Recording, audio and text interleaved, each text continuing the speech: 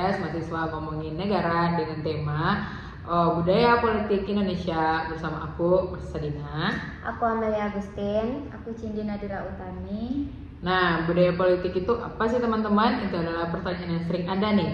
Nah, budaya politik itu adalah seperangkat nilai, norma, sikap yang dianut oleh masyarakat terhadap sistem politik dan prosesnya. Nah, benar banget. Contohnya kayak pemilu kemarin. Itu kan banyak masyarakat yang bilang golput aja. Soalnya pilih siapapun itu sama aja. Itu sebenarnya udah masuk ke budaya politik loh. Betul, itu namanya budaya politik pasif atau apatis. Budaya politiknya ada 3 tipe. Yang pertama itu parokial, subjek, dan partisipan. Nah, langsung berat aja nih pembahasan kita. Tapi oke deh ya, kita jelasin nih satu-satu. Parokial itu apa? Nah, parokial itu biasanya terjadi di daerah-daerah yang kurang sosialisasi politiknya. Itu tuh adalah salah satu contoh keapatisan politik. Nah, iya, ada juga yang udah aware banget sama pemerintahnya. Cuman dia jadi penonton. Dia tahu nih ada kebijakan baru.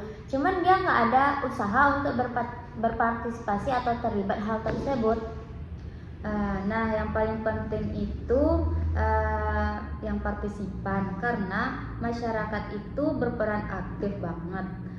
Mereka bukan cuma tahu, tetapi mereka juga ikut berpartisipasi. Misalnya ikut dalam kegiatan demo, minimal ikut nyoblos lah pas pemilu. Nah, ngomong-ngomong ya, di Indonesia itu sendiri budaya politik itu masih campur-campur loh. Ada yang apatis, subjek, dan parokial tadi. Iya sih, sebenarnya demokrasi ini masih jadi PR buat kita. Soalnya demokrasi kita ini kan masih muda, jadi kita sebagai rakyat itu emang harus berperan penting dalam demokrasi ini.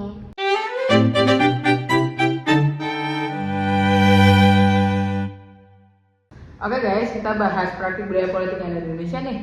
Nah, yang menarik itu negara Indonesia itu memiliki karakteristik yang unik karena kita tuh negara yang beragam. Bener banget nih, praktik budaya politik Indonesia itu dipengaruhi oleh banyak hal, yaitu adalah faktor budayanya, faktor agamanya, bahkan faktor ekonominya. Nah, aku kasih contoh nih, kayak pemilu atau pilkada itu kan banyak yang melakukan politik uang. Calon kandidat itu mengasih uang kepada masyarakat, terus masyarakat disuruh dan milih dia. Nah, itu dia, politik uang itu bentuk budaya politik yang transaksional. Jadi masyarakat ini banyak berpikir dalam jangka pendek. Seharusnya masyarakat itu berpikirnya untuk masa jangka panjang demi masa depan. Dan yang bahaya itu ini nih, melemahkan demokrasi kita. Karena yang kita pilih itu bukan yang visi-misinya bagus, tapi yang banyak duitnya dan bisa bagi-bagi. Nah, terus ada juga nih namanya politik identitas. Ini mereka milihnya bukan karena programnya, karena dia itu satu suku, satu daerah, atau teman, karena itu teman dia. Nah, itu di satu sisi itu representasi itu penting. Nah, tapi kalau udah berlebihan itu bisa seperti kayak mengkontak-kontak masyarakat, itu kan bahaya. Nah, bener banget Cin, ingat banget nih pemilu tahun 2024 kemarin tuh banyak huru-haranya dan banyak unsur saranya.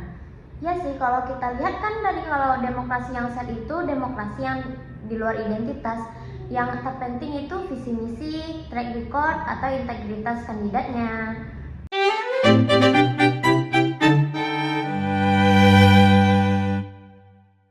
Oke guys, sekarang kita bahas contoh konkretnya ya. Ya, aku mau cerita nih tentang fenomena yang lagi hits, seperti budaya cebong kampret. Nah, itu kan lagi maraknya di media sosial saat ini.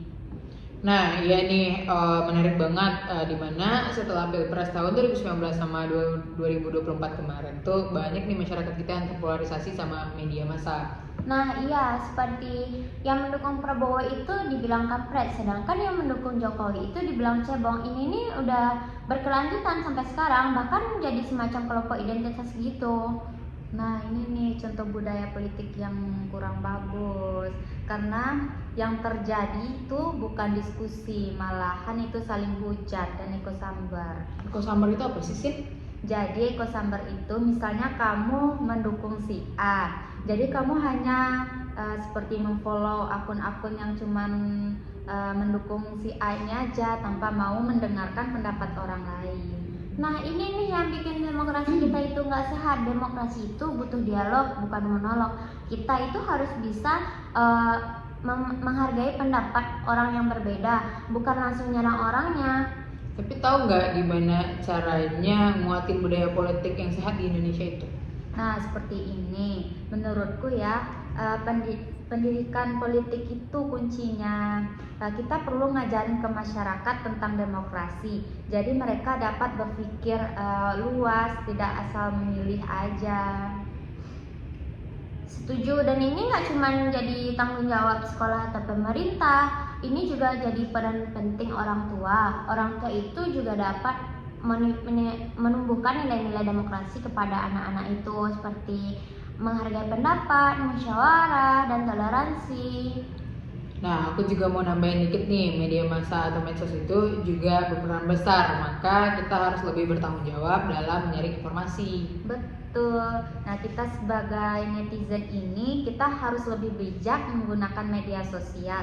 Jangan mau langsung percaya dengan berita hoax. Nah, terus ada juga nih organisasi masyarakat sipil. Organisasi ini dapat jadi jembatan antara rakyat dan pemerintah, sehingga masalah-masalah demokrasi atau masalah sosial yang ada ini dapat diperbaiki oleh pemerintah. Nah, contohnya itu kayak LSM, yang dimana itu fokusnya kepada anti korupsi, HAM, atau lingkungan, yang mereka aktif mengawasi kebijakan pemerintah serta masukan.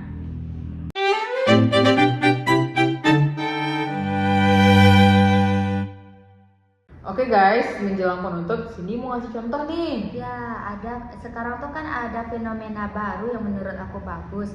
Di zaman sekarang tuh anak muda tuh udah mulai melek politik. Iya, lihat aja, kan sudah banyak komunitas-komunitas anak muda yang membahas tentang isu-isu politik. Contohnya ada yang fokus ke bidang lingkungan, pendidikan, atau anti korupsi dan lain sebagainya. Bahkan sekarang di kampus banyak mahasiswa kritis terhadap kebijakan yang merugikan masyarakat loh. Nah, ini contoh yang bagus dari budaya politik, yaitu bagian partisipan. Dan ini juga harus kita kembangkan. Nah, tapi tetap ya, partisipasi itu harus dilakukan secara dewasa dan konstruktif. Jangan asal demo tapi nggak paham visi misinya, atau demo karena apa, terus demonya jadi anarkis deh. Tapi kita juga bisa kok berpartisipasi bukan dalam bentuk demo. Kita bisa lewat medsos, forum, bahkan kita bikin komunitas kecil-kecilan. Nah, yang paling penting itu dan yang paling sederhana itu kita juga dapat menggunakan hak pilih kita. Setiap hak suara itu penting bagi demokrasi. Dan kalau kamu milih, kamu jangan asal milih, kamu lihat dulu visi misinya apa, track recordnya bagaimana, bukan karena dia ganteng atau dia kaya atau dia seleb. Iya nih Mel, banyak banget nih orang yang milih bukan karena visi misinya, tapi karena cakepnya doang. Dan kita sebagai generasi muda nih, sebagai mahasiswa punya tanggung jawab besar untuk membentuk budaya politik yang lebih sehat dan untuk di masa depan. Oke teman-teman, that's all. Intinya itu penting banget nih buat kita demokrasi itu. Kita semua punya peran penting untuk menguatkan demokrasi Indonesia. Dadah teman-teman, sampai jumpa.